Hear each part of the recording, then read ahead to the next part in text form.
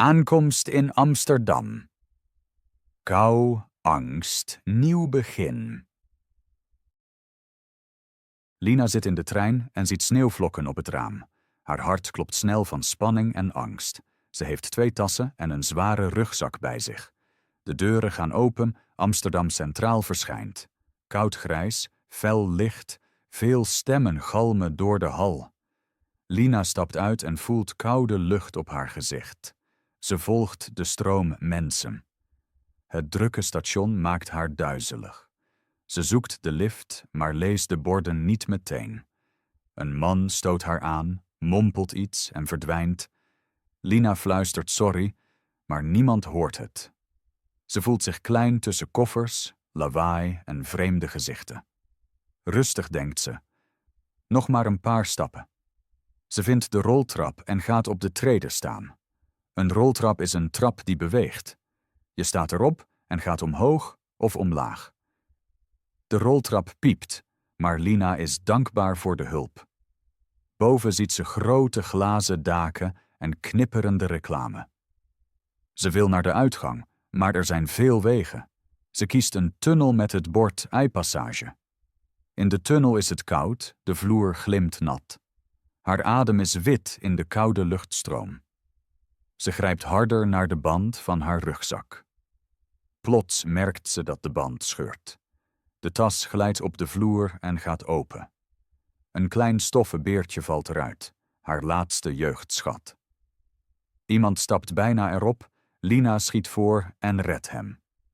Ze voelt tranen, maar slikt ze weg. Eindelijk bereikt ze de rij bij de kaartautomaten. Voor haar discussiëren 2 toeristen luid. Alles duurt lang. Lina kijkt op haar mobiel, maar het scherm blijft zwart. De batterij is leeg. Ze vloekt zacht. Zonder mobiel voelt ze zich blind in de grote stad. Een diepe zucht glipt uit haar, al wil ze sterk zijn vandaag. Ze denkt, ik vind mijn verblijf nooit. De kaartautomaat piept, eindelijk is Lina aan de beurt. Ze tikt Nederlands, dan Engels, maar raakt meteen in de war. Achter haar hoest iemand ongeduldig. Ze drukt verkeerd, de automaat start opnieuw. Paniek stijgt als heet water in haar op. Ze voelt hoe haar hoofd suist. Een gedachte hamert. Misschien hoor ik hier niet thuis. Toch ademt ze diep en probeert het opnieuw. Haar hand trilt, maar het scherm toont het ticketmenu. Ze kiest dagkaart, maar begrijpt de kleine letters niet. In haar hoofd draaien woorden en zorgen. Achter haar zegt een rustige stem. Kan ik helpen? Lina draait zich langzaam om, verbaasd en onzeker. Haar ogen ontmoeten die van een jonge man met sjaal. Hij glimlacht vriendelijk, maar niet opdringerig. Een beetje warmte stijgt in Lina op. Toch weet ze niet of ze kan vertrouwen. De stationsklok toont bijna middernacht. Vuurwerk rommelt ver. Lina voelt de tijd rennen en moet kiezen. Zijn blik lijkt eerlijk. Zijn stem rustig als een zachte stroom. Ik koop ook net een kaartje, zegt hij langzaam. Hij wijst op het scherm en glimlacht opnieuw. Lina knikt stil, maar zet een stap terug. Hij merkt de afstand en blijft beleefd staan. Je kunt hier de taal veranderen, legt hij uit, tikt en toont opties. Eindelijk verschijnt een simpel menu. Lina begrijpt meteen de stappen. Ze kiest nu goed, betaalt munten, de automaat print het ticket. De munten kletteren hard. Het geluid voelt als een kleine overwinning. Hij zegt, goed gedaan. Amsterdam kan ingewikkeld zijn in het begin. Lina lacht kort, voelt warmte in haar buik. Ze bedankt hem, haar stem klinkt schor van stress. De man steekt zijn hand uit en stelt zich voor. Joost. Lina antwoordt zacht. Lina. Joost vraagt waar ze heen moet en of hij mee mag lopen. Lina toont het briefje met adres. Papier is gekreukt en vochtig. Joost knikt, zegt. Ik ken de weg, het is vlakbij buiten. Amsterdam bij nacht, verdwaald in de metro. Joost pakt Lina's kapotte tas voorzichtig vast. Ze lopen naast elkaar door de hal, nog steeds luid en fel.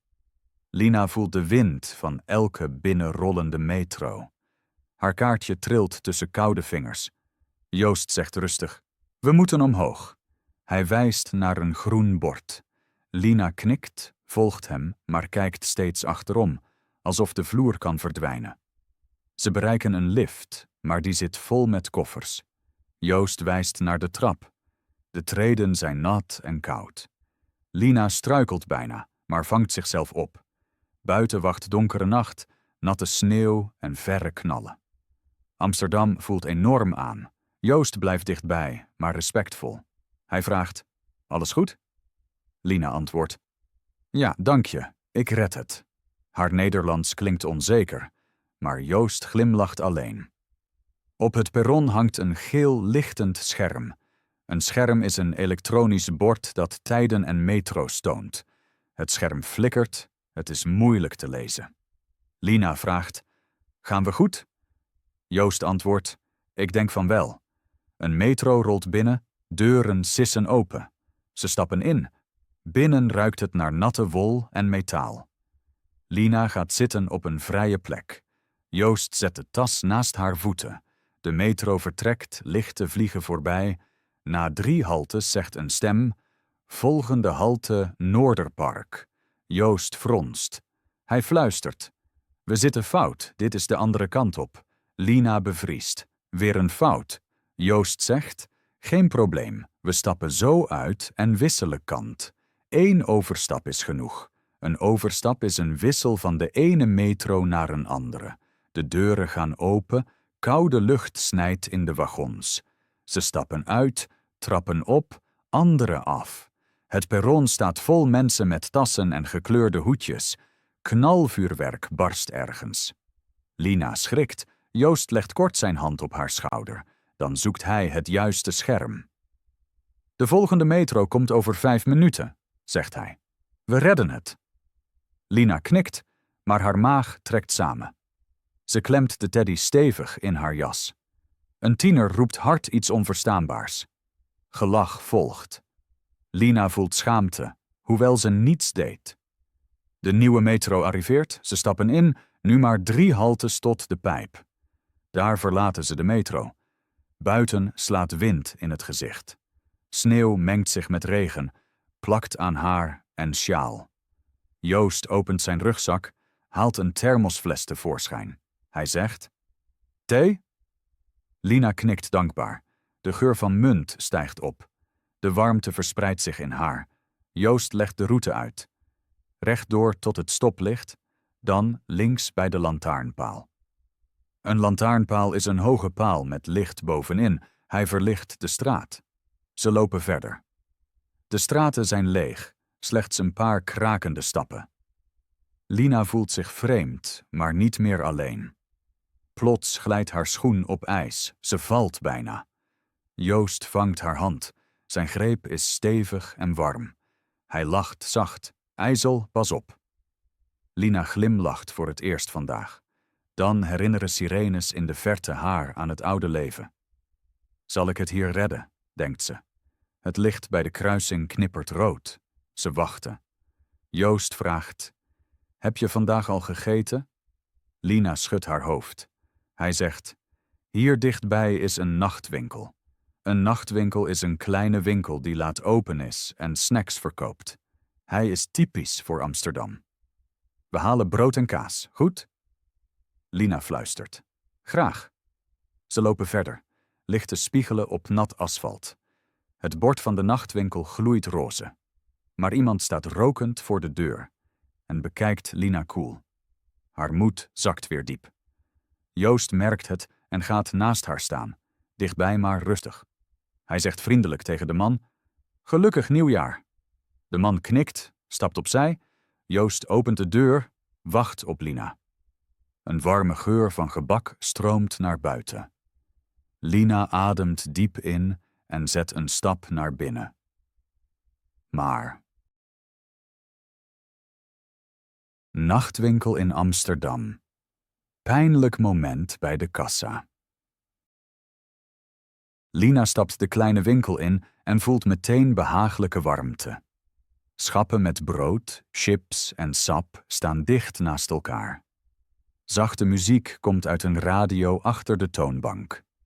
De verkoopster, een oudere vrouw, kijkt kort over haar bril.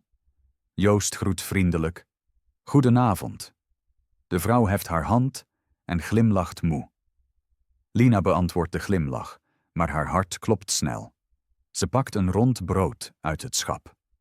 Joost pakt kaas en een fles bruisend appelsap voor later. Hij knipoogt. Deze sap helpt tegen dorst. Samen lopen ze naar het koelvak en vergelijken prijzen. Even voelt Amsterdam klein en licht. Lina ziet kleurrijke flessen met een bordje statiegeld, 1 euro. Statiegeld betekent dat je extra voor de fles betaalt. Later krijg je dat geld terug bij inleveren.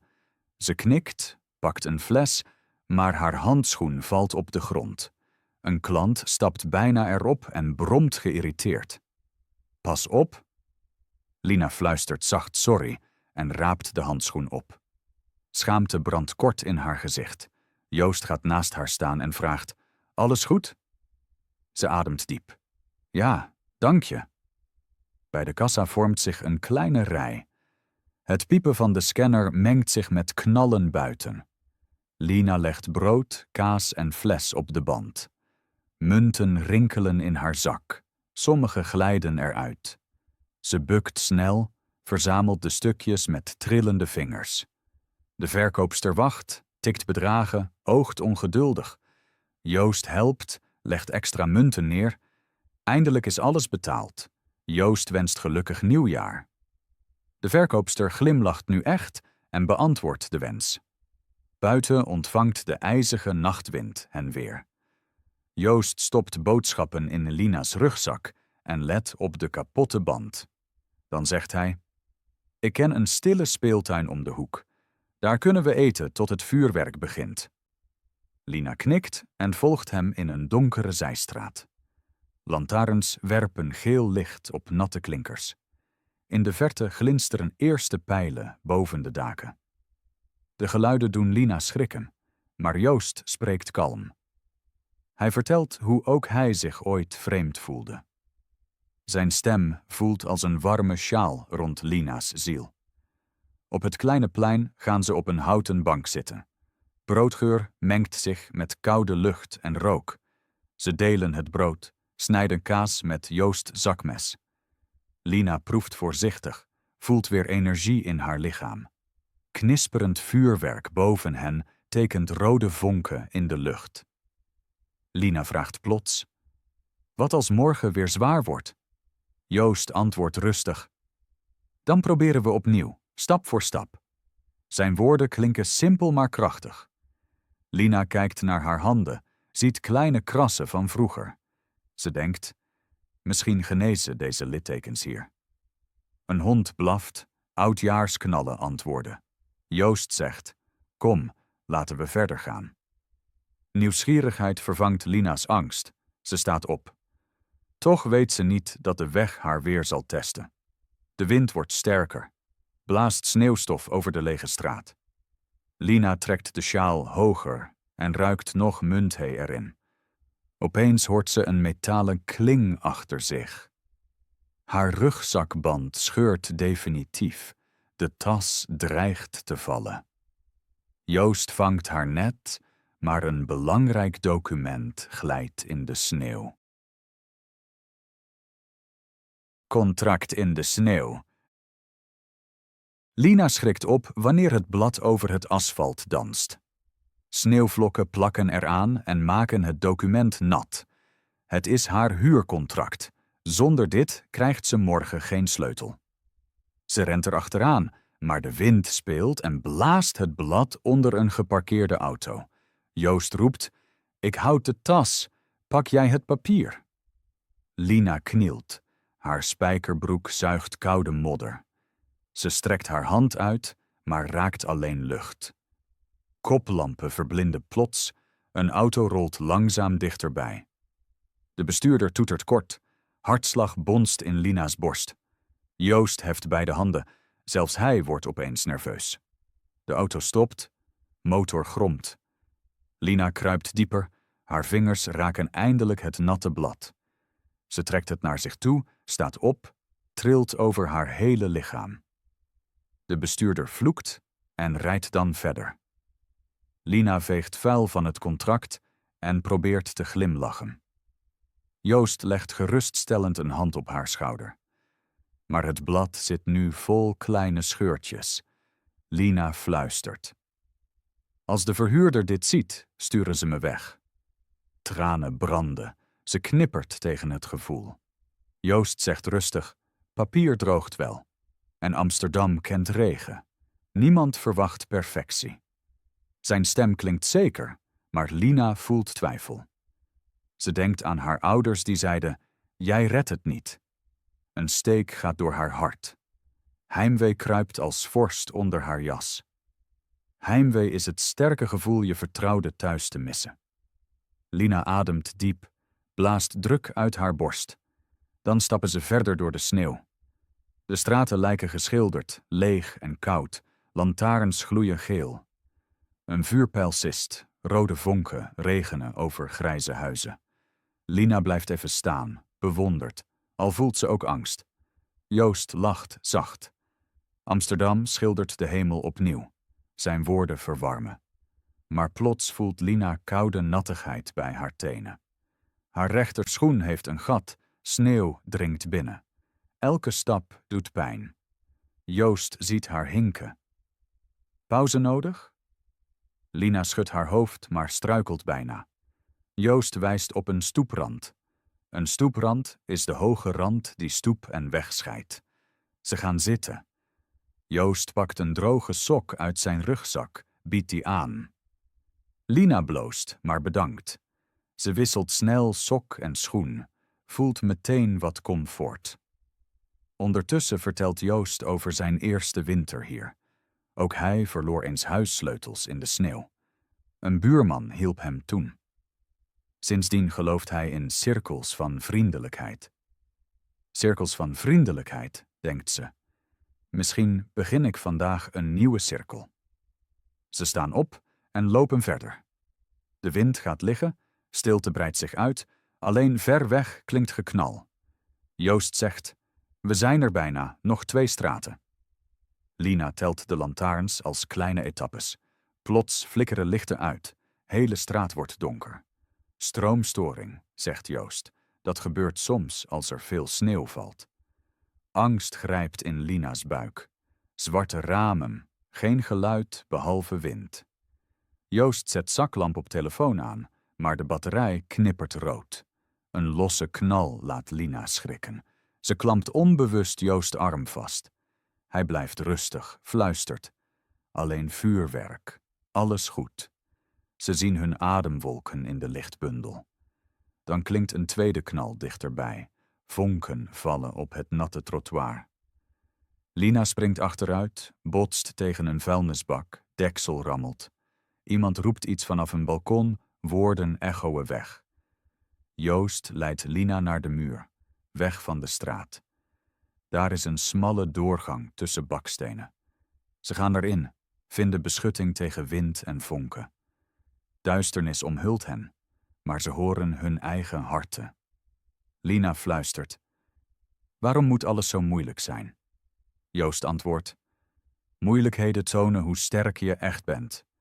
Hij glimlacht, al zijn alleen contouren zichtbaar. Lina voelt moed ontwaken, als een klein kaarsje. Joost stelt voor het steegje als korte omweg te nemen. Lina knikt en volgt hem in de schaduwen. Aan het einde zien ze een zwakke lichtvlek. Misschien is daar al het uitkijkpunt. Lina houdt de teddy stevig vast en zet een stap vooruit.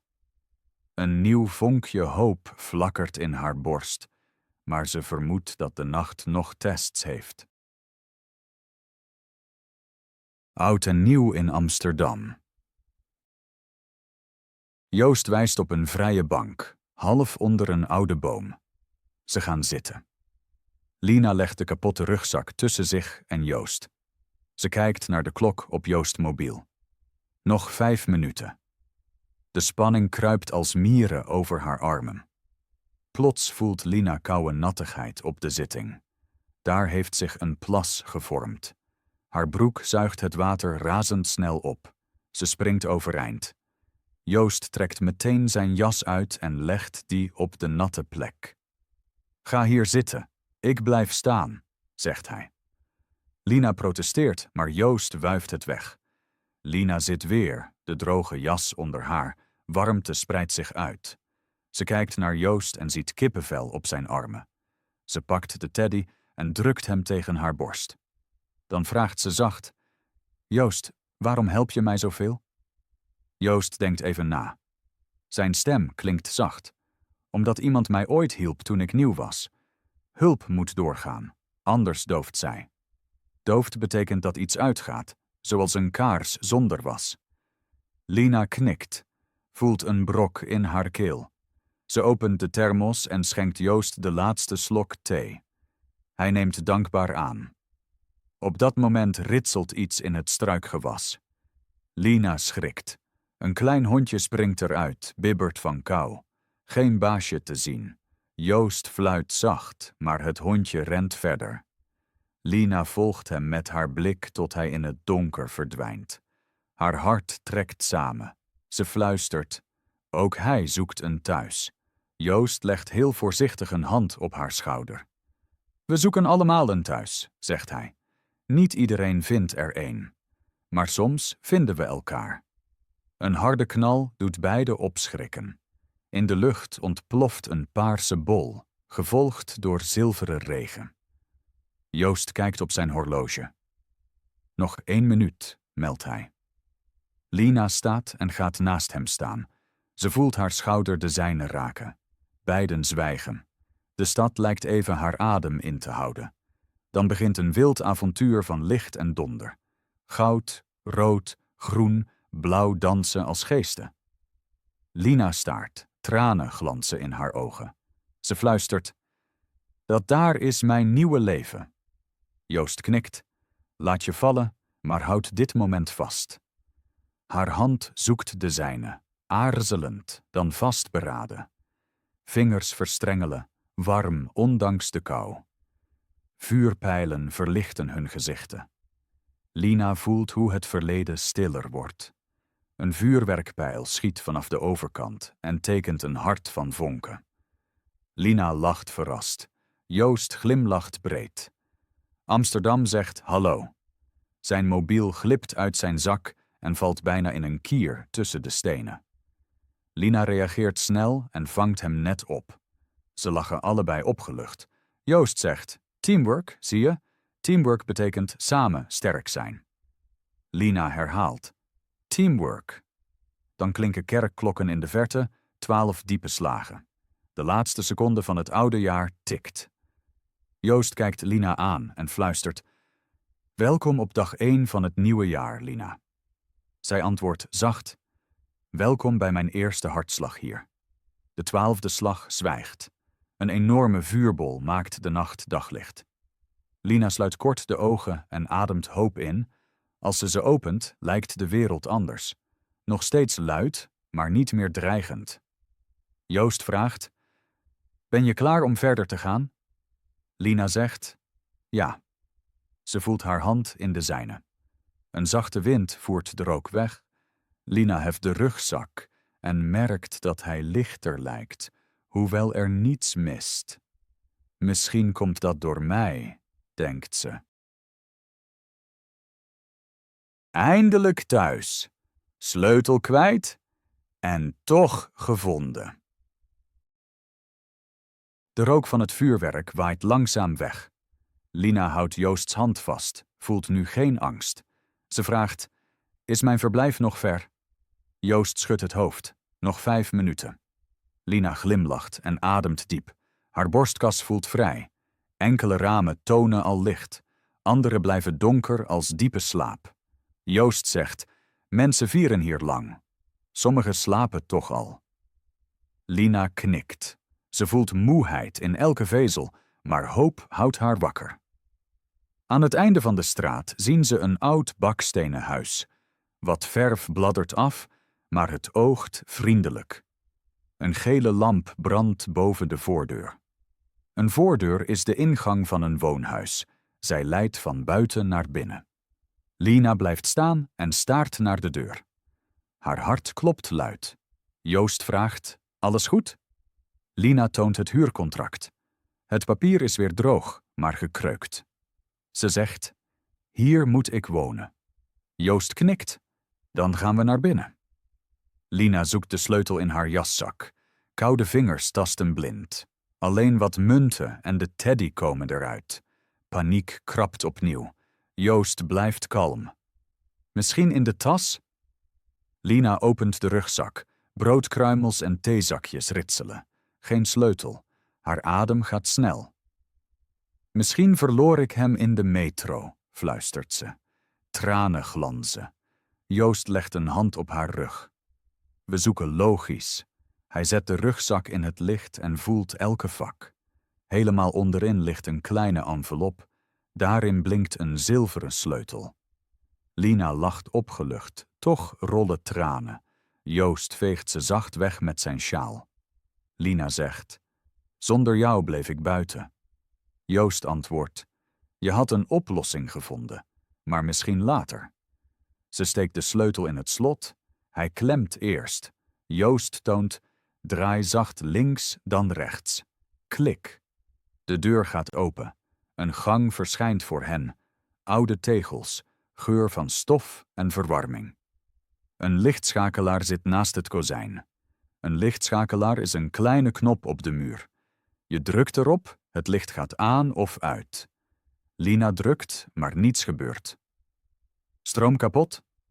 Joost probeert zelf, ook donker. Hij zegt: misschien de stoppenkast in het souterrain. Lina voelt uitputting. Ze zucht: ik kan nu geen kelder meer. Joost knikt begripvol. Dan gebruiken we telefoonlicht tot je slaapt. Ze lopen de trap op. Houten treden kraken. De zolderlucht ruikt naar oud hout. Tweede etage, deur met nummer 3. Lina draait opnieuw de sleutel. Het slot spint zacht. De woning opent in duisternis. Het telefoonlicht beschijnt de muren. Een kleine kamer, een bed, een tafel, een hoog raam. Stof danst in de dunne lichtstraal. Lina zet de rugzak neer. Haar knieën beven. Joost vraagt: wil je even alleen zijn? Lina denkt, schudt dan haar hoofd. Blijf 2 minuten. Joost zet de thee op de tafel. De thermos is bijna leeg. Ze gaan op het bed zitten. De matras piept, maar voelt zacht. Lina neemt een kleine slok. Moeheid valt nu als een zware jas. Toch vecht ze, wil dit moment bewust voelen. Joost kijkt uit het raam. Hij zegt: de hemel wordt langzaam lichter. Inderdaad verschijnt een donkerblauwe streep in het oosten. Lina fluistert: de eerste dag van het nieuwe jaar begint zo. Joost knikt, zijn gezicht zacht in mat licht. Lina legt de teddy naast zich. Ze zegt: ik ben bang voor morgen, maar ook blij. Joost antwoordt: angst en vreugde kunnen vrienden zijn. Ze herinneren je dat je leeft. Lina glimlacht moe. Haar hoofd zakt tegen de muur. Joost staat op en dekt haar toe met zijn jas. Hij schrijft zijn nummer op een briefje en legt het op tafel. Dan fluistert hij: bel me als je hulp nodig hebt. Lina heft haar hand, houdt zijn vingers kort vast. Dank je, zegt ze bijna onhoorbaar. Joost antwoordt zacht: graag gedaan. Hij loopt naar de deur, blijft toch een moment. Zijn blik rust op Lina, ogen al half gesloten. Ze mompelt: vandaag was zwaar, maar mooi. Joost zegt: morgen wordt nog mooier. Dan sluit hij zacht de deur. Lina hoort zijn stappen de gang afgaan. Stilte vult de ruimte. In de verte knallen nog enkele vuurpijlen. Lina trekt de jas dichter om zich heen, ademt warm in de stof. Haar gedachten dwalen. Naar de trein, de roltrap, het water, de brug. Elk beeld mengt als een droom. Maar 1 zin blijft helder. Ik ben hier. Ik begin opnieuw. Haar ogen vallen dicht. Ze dommelt weg, midden in de vreemde stad die minder vreemd voelt. Nog een laatste gedachte fluistert. Morgen moet ik de stroom aanzetten en het contract tonen. Hopelijk lukt alles. Met die vraag glijdt ze in slaap, terwijl buiten de eerste vogels zingen. Hoofdstuk 8. Ochtendlicht en nieuwe moed. Lina knippert als grijs ochtendlicht door het gordijn valt. De woning is stil. Haar hart klopt rustig, moe maar zeker. Ze gaat rechtop zitten en vouwt Joost's jas netjes op. De stof ruikt naar muntthee en koude nacht. Een kleine glimlach glijdt over haar gezicht. De teddy ligt naast haar als een trouwe wachter. Lina strijkt over zijn vacht en denkt: ik ben echt aangekomen. Haar blik valt op het briefje met Joost's nummer. Het duidelijke handschrift geeft haar moed. Lina stopt het briefje in haar jaszak. Dan staat ze op. De kamer lijkt lichter dan een paar uur geleden. Ze opent het raam. Koude lucht stroomt binnen, ruikt naar rook en vorst. Lina ademt diep en fluistert: ik kan dit. Haar maag knort luid. Ze zet de rugzak op tafel, maar de kapotte band hangt los. Lina pakt een schaar uit de piepende lade, knipt rafels weg en knoopt de reserveband vast. De rugzak houdt weer, simpel en sterk. Nu wil ze thee maken. Maar het licht blijft uit, geen stroom. Ze zucht, toch zonder paniek. Eerst de zekering, denkt ze. Met haar telefoonlicht gaat ze de gang in en dan naar de donkere kelder. Daar hangt een zekeringkast aan de muur. Een zekeringkast is een doos met schakelaars. Hij regelt de stroom in het huis. De schakelaar voor woning 3 staat omlaag. Lina heft haar hand en duwt hem omhoog. Een zacht klikje, dan gezoem van boven. De stroom werkt. Ze klimt weer naar boven. In de keuken brandt een rood lampje op de waterkoker. Lina juicht zacht, vult water en zet een kop klaar. Terwijl het water warmt, kraakt de deur in de gang. Een jonge man met rommelig haar verschijnt. Hij draagt sloffen en gaapt. Goedemorgen, zegt hij vriendelijk. Lina antwoordt: goedemorgen. Hij stelt zich voor. Ik ben Ben, je buurman. Lina zegt: ik ben Lina, gisteren aangekomen. Ben knikt. Welkom. Heb je iets nodig? Lina glimlacht. Alles goed, dank je. Ben zwaait en verdwijnt in zijn kamer. Het water kookt. Lina giet het over een theezakje. Kamillegeur vult de ruimte. De eerste slok verwarmt haar hele lichaam. Ze legt brood en kaas op een bord en ontbijt langzaam. Door het raam ziet ze een bijna lege straat. Na het eten schrijft Lina een kleine lijst. Plattegrond kopen, taalkursus zoeken, werk vinden, koffietentje ontdekken. Maar eerst Joost schrijven. Haar mobiel toont zwak bereik. Ze typt een bericht. Dank voor alles, Joost. Thee bij licht smaakt dubbel zo goed. Misschien later een wandeling? Verzenden. Plots piept een wekker uit Bens kamer. Een wekker is een apparaat dat met een geluid wekt. Lina lacht erom. Ze trekt jas, sjaal en gerepareerde rugzak aan. Bij de deur legt ze haar hand op haar hart. Ze zegt zacht: ik ben hier. Ik begin opnieuw. Dan opent ze de woningdeur. De gang ruikt naar verse koffie uit een andere keuken. Beneden voor het huis ademt Lina koude winterlucht in. Auto's razen ver, vogels tjilpen voorzichtig. De stad ligt stil, klaar voor nieuwe verhalen. Lina trekt de sjaal hoger en zet de eerste stap op de stoep. Achter haar valt de voordeur zacht dicht. Voor haar ligt Amsterdam, wijd en open. Een nieuwe dag, een nieuwe kans. Lina glimlacht breed en begint te lopen, stap voor stap, de eerste dag van het nieuwe jaar in. Stap voor stap, de eerste dag van haar nieuwe leven.